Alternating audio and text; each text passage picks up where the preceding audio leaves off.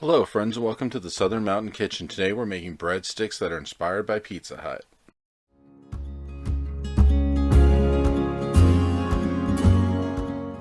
So what we're going to start off with is 4 3 cups of bread flour. You're going to add this to your mixer. It's probably easy to do this with a stand mixer more than anything else. To this you're going to add 1 teaspoon of dry active yeast, 1.5 teaspoons of salt, a half teaspoon of granulated sugar, and 6 teaspoons of unsalted melted butter.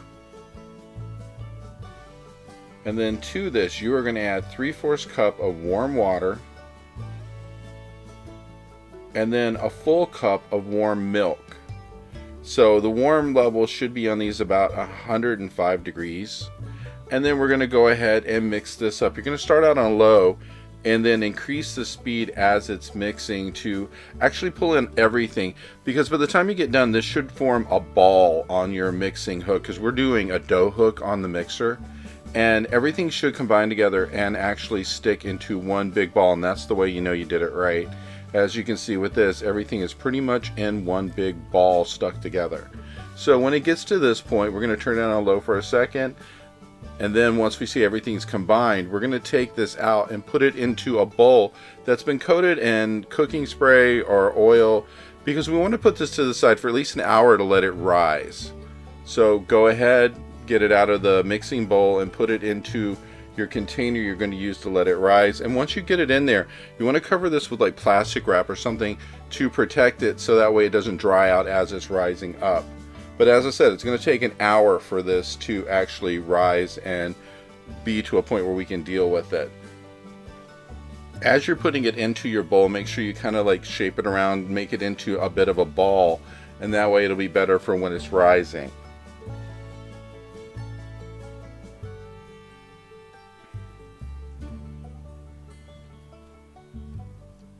Now, once it's already up, go ahead and punch it down and get a little bit of the air out of it, and then we're going to take it out of the bowl and put it onto a cutting block with some flour, because we're going to actually separate this into 2 pieces, because it's enough to bake 2 times, and you want to break it up to a point to where you don't have all of this on one pan at one time, because it's a bit to deal with.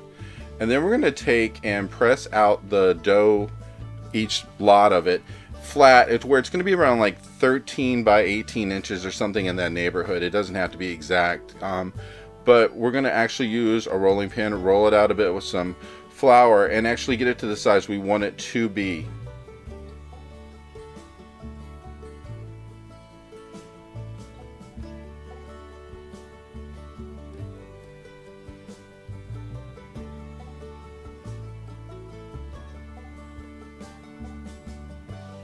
Now, if we were making this to an actual Pizza Hut recipe, once this is cut out and ready to go into a pan, we'd put it in with a lot of oil.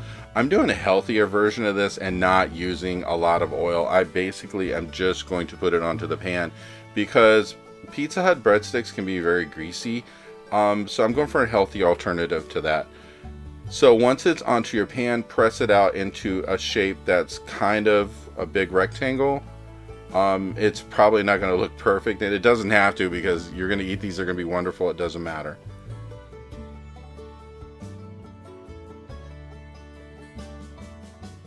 So now that we have the dough onto the pan, we're going to use a pizza cutter, and we're going to run through going straight across to actually make the shape of the breadsticks.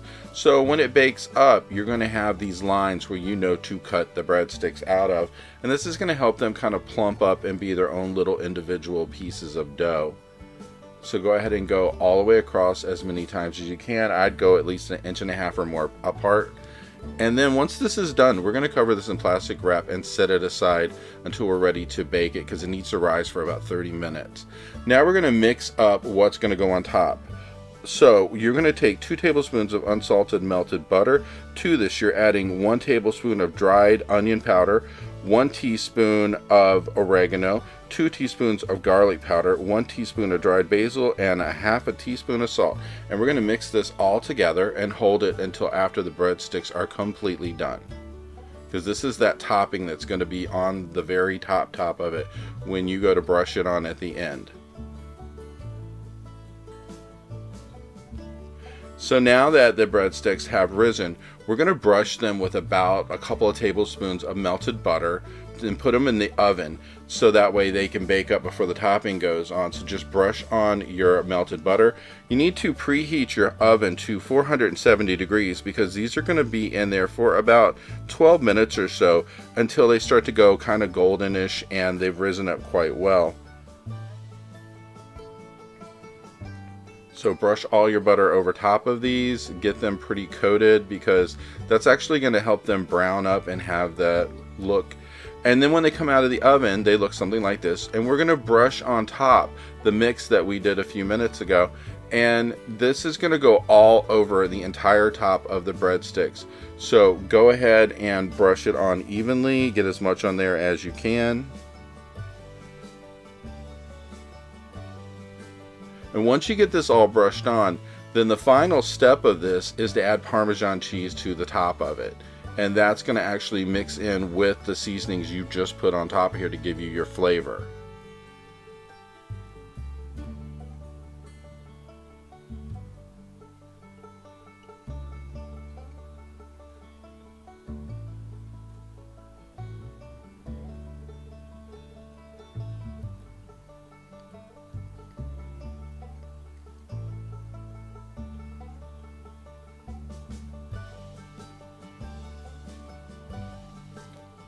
Now when you go to put on your cheese, it's kind of up to you how much cheese you want to use. I had somewhere around about 1/4 of a cup here, and I just distributed all over the top because I like the cheese on top of it. If you don't want it coated with cheese, you can actually dial that back a little bit and just use a couple tablespoons. But when it's done, it looks something like this, and these have a great taste. I hope you enjoyed this video, and if you did, please like and subscribe. And if you get a chance, check out my cookbook, which is available on Amazon and in bookstores worldwide. Have a great day.